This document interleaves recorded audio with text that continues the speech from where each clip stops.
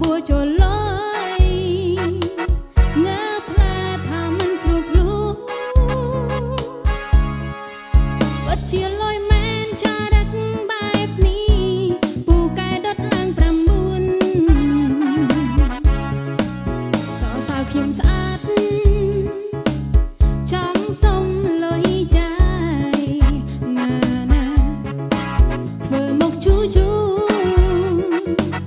រួចមកគ្រូថាអត់លុយចាតើខ្ញុំគូត្រង់ត្រតទៀតទេបើលេងចារឹកបែបនេះ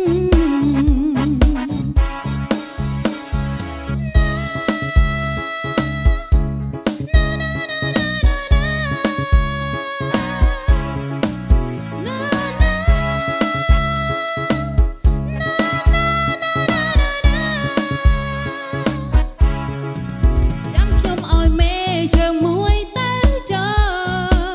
ពូកែដល់កអូអូ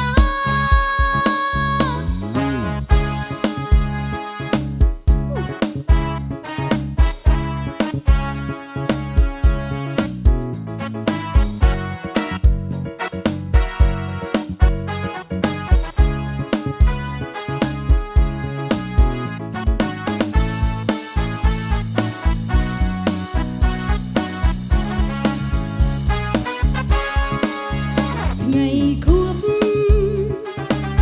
កំណើតបងតែងនំប៉ែសុំធ្វើសង្សារសន្យាចេញលុយរៀងខ្លួនពិតជាលុយមែនប្រុសស្អាតមួយនេះ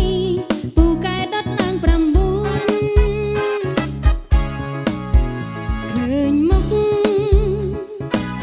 គ្រប់ពេលឲ្យតែគេប៉ែបបួចូលលយងើផ្លែថាមិនស្រួលខ្លួនពិតជាលុយមែនប្រុសស្អាតមួយនេះពូកែដុតឡើង9សរសើរខ្ញុំស្អាត